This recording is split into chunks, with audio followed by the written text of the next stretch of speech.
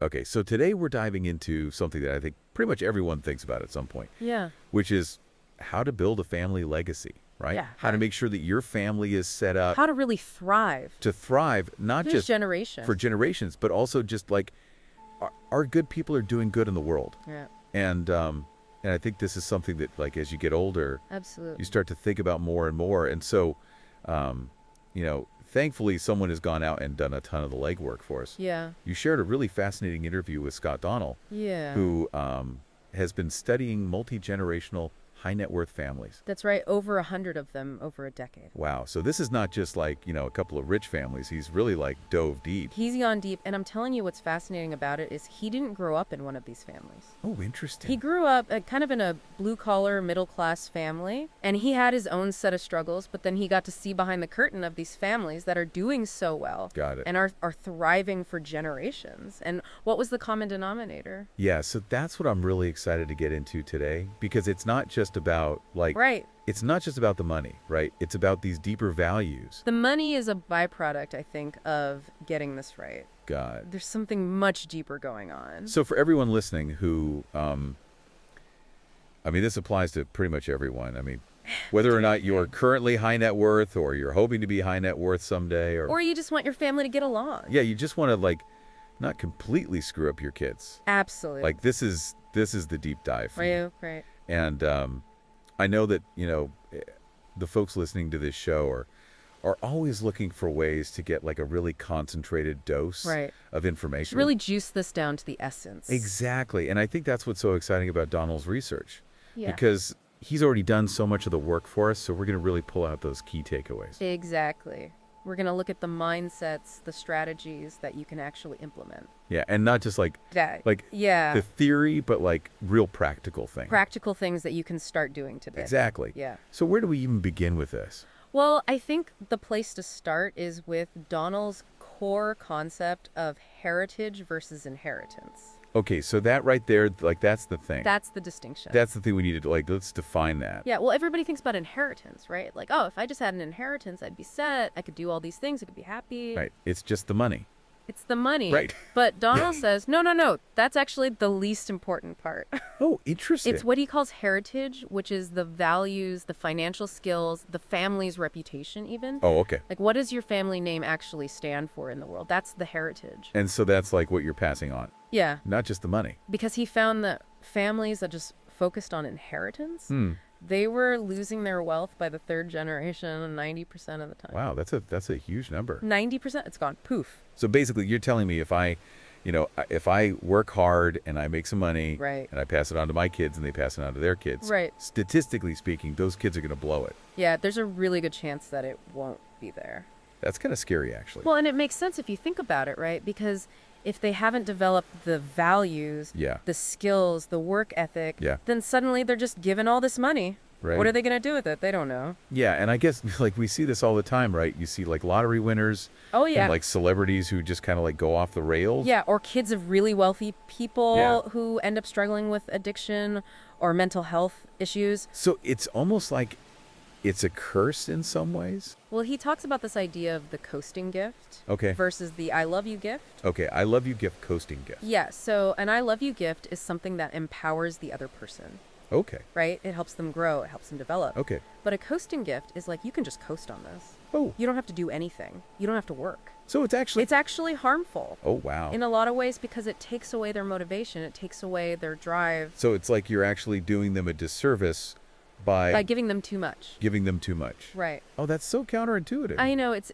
tough to wrap your head around, but he Yeah. gives all of these examples and the data backs it up. Okay, so we have to focus on heritage Heritage. and not just inheritance. That's the key. Okay, so then how do we cultivate heritage? Well, he has this really cool analogy. He says heritage is like the hug of the family. Of the hug. That feeling of warmth Okay. and connection and belonging. So it's like the essence of your family. It's the essence, it's the DNA, Okay. and that's what you want to pass down, Okay. not just the money.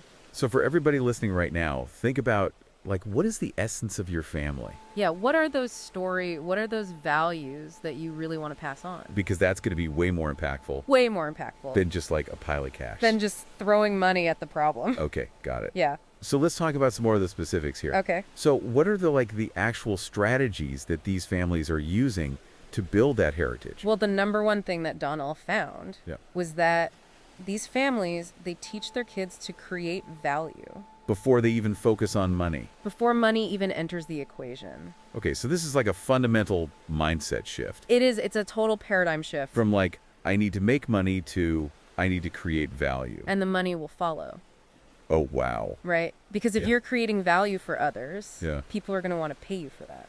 Okay, so how do they actually like instill that value? Well, they talk about money in a different way. Okay. They don't see money as good or bad. Okay. They see it as a tool. Okay. He calls it a store of value. Okay. It's just a way to represent the value that you've created. Got it.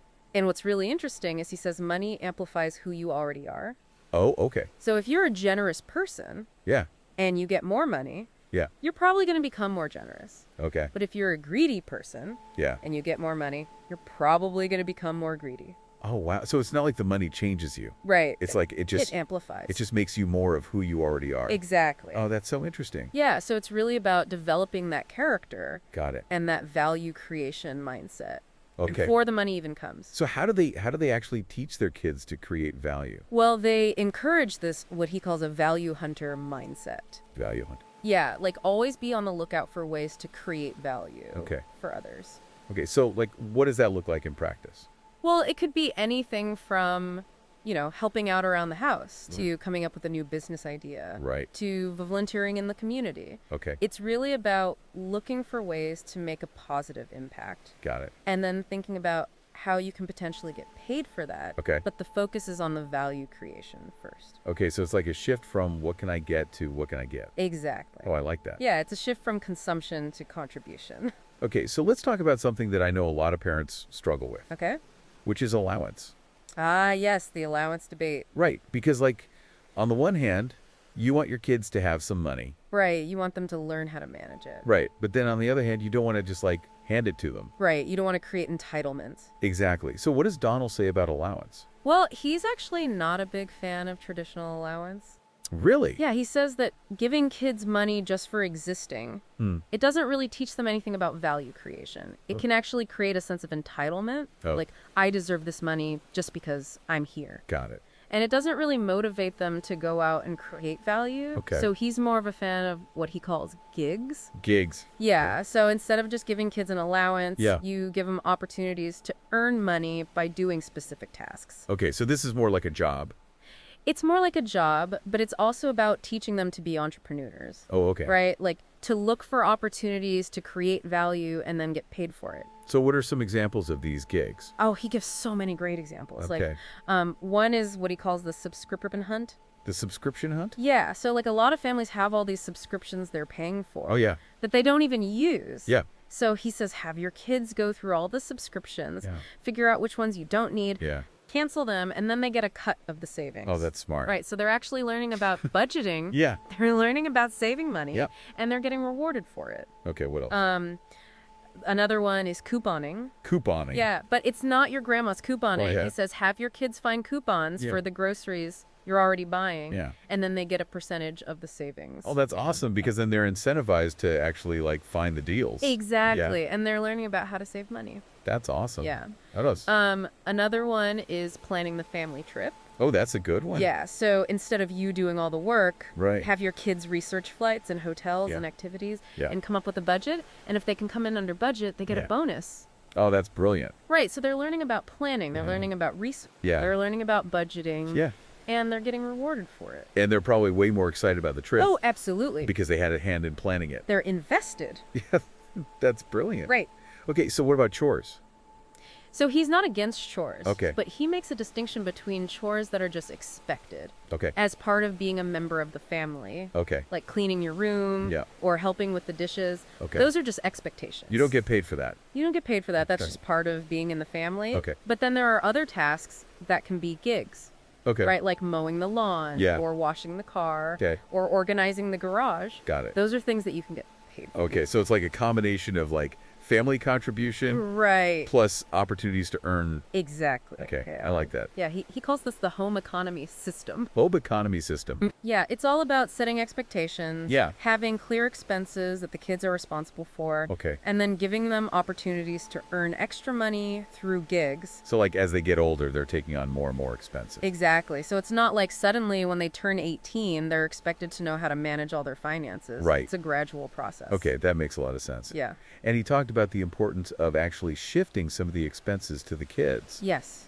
He says that if parents always buy everything for their kids, Yeah. it prevents them from learning how to save and invest and even how to be generous. Oh, interesting. Yeah, he tells this great story about his daughter, Regan, Okay. who wanted to buy a birthday present for her friend. Yeah. And she was only 7 years old, Wow. but she had been saving up money from her gigs. Okay. And she was able to buy the present herself. Oh, wow. And Donnell said it was such a powerful lesson for her because Yeah. she learned about the value of hard work Yeah. and saving Yeah. and the joy of giving. That's awesome. And he contrasts that with, the kid who just gets everything handed to them. Right. They don't learn any of those lessons. Right. And they end up feeling entitled. Oh, good point. Right. Yeah, it's like you're actually doing them a disservice by, like, trying to give them everything. Exactly. You're robbing them of those valuable life lessons. Okay, so let's talk about something that can be a little bit uncomfortable, Okay. which is money trauma. Yeah, this is a big one. Because I think a lot of people have some kind of baggage Oh, absolutely. around money, Yeah, right? whether it's from their childhood Yeah. or from their own experiences, Right? money can be a really emotionally charged topic. So what did Donnell have to say about this? Well, he said that money is often a source of conflict in families because people don't talk about it openly. Okay. And they have all these unspoken expectations Right. and resentments. So it's like the elephant in the room. It is. It's the big elephant in the room. And it's like nobody wants to address it. Right. And then it just festers. Yeah. And it can create all sorts of problems. But how do we deal with that? Well, he says the first step is to just start talking about it. Okay. Openly and honestly at the dinner table Okay. with your kids. Like he suggests asking questions like, Yeah. what are you saving up for? Okay. What are you grateful for? Okay. How can we use our money to help others? Okay.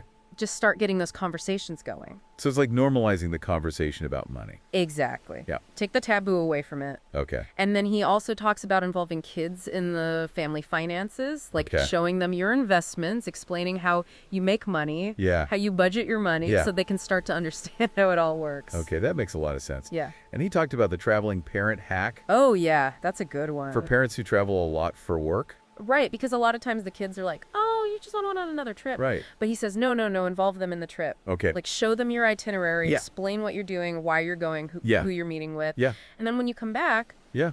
debrief with them. Nick. Tell them what you learned, Yeah. what Yeah. deals you closed, Yeah. how much money you made, Yeah. so they can see the connection between your work and the family's financial well-being. Oh, that's brilliant. Right. Yeah, it's like you're turning it into a learning opportunity Oh, exactly. instead of just like an accent. That's right. Yeah, okay, so I'm starting to see a theme here. Yeah. It's all about shifting our mindset Mindset is everything. from inheritance to heritage, from Right. consumption to contribution, Right. from scarcity to abundance, Absolutely. and from like money being this taboo topic Yeah. to being something that we can talk about openly and honestly That's the key. with our families. Yeah. Okay, so then what about legacy? Well, Donnell has a really interesting definition of legacy. Okay. He says legacy is raising children and grandchildren to blow by you in every way. Oh, wow. I like that. Right. It's not about like It's not about you. just like hoarding all the wealth and Right. and like passing it down It's about empowering the next generation to be even better to be even better than you were. Oh, that's really inspiring. It is, and it's also a challenge. Yeah. Because it means you have to let go of control. Right. You have to trust that your kids are going to do great things, Yeah.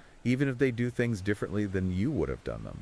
And he said it's never too late to start building this legacy. That's right. Right. It's never too late. Even if your kids are already grown, Absolutely. you can still start implementing these principles. Yeah, and he talks about how setbacks can actually be setups. Like every mistake is a learning opportunity. Okay. It's a chance to course correct Yeah. and get back on track. Okay, so how do we actually do this? Well, he outlines 6 key strategies. Okay, let's hear them. Number 1 is value creation setup, Okay. which is all about creating a family culture that Yeah. values creating value. Okay. Material, emotional, spiritual.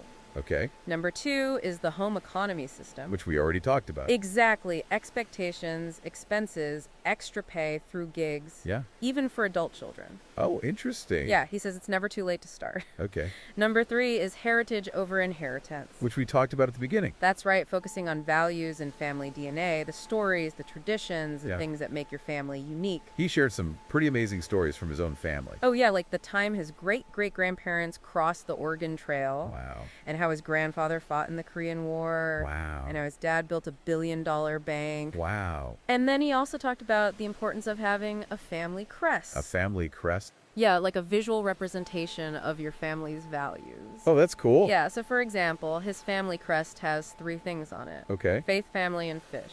Fish. Yeah, because his family loves to fish. Okay. And it's a reminder of their values. Okay, that's cool. Right. Yeah, so it's like a tangible symbol A tangible of what your symbol. family stands for. Exactly. Okay, what's number 4? Number 4 is relationship breakthroughs. Okay. Which is all about learning each other's love languages. Okay. And making sure that everyone in the family feels loved and appreciated. Yeah. Because when people feel loved and appreciated, Yeah. they're more likely to be generous. Okay. And they're less likely to fight over money.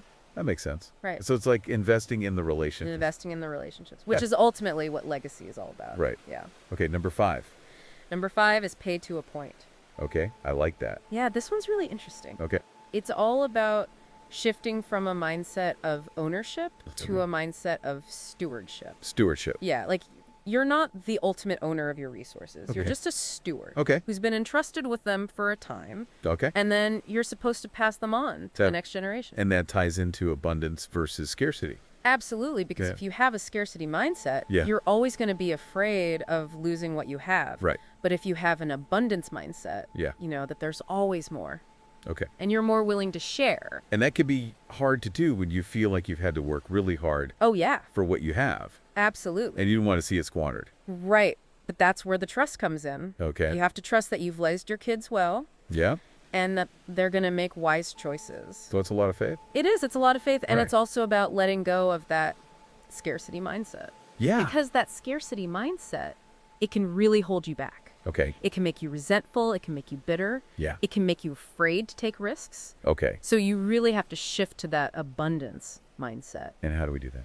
Well, it starts with gratitude, Okay. being grateful for what you have, Okay. and then focusing on creating more value Okay. for others. Got it. Yeah. Okay. And what's the 6th strategy? Number 6 is inner circle and interviews. Inner circle and interviews. Okay, let's break those down. Okay, so inner circle is all about who you surround yourself with. Okay. And Donnell says that your inner circle has a huge impact on your life. Yeah, that makes sense. He actually cites this study from Stanford Okay. where they looked at obesity rates. Okay. And they found that if your friends are obese, Yeah. you're more likely to become obese yourself, Oh, wow. even if you don't live near them. Oh, that's so interesting. It's because your social network influences your behavior. Okay. So he says it's really important to be intentional about who you let into your inner circle, Yeah. especially for your kids, Yeah. because their friends are going to have a big influence on them. Okay.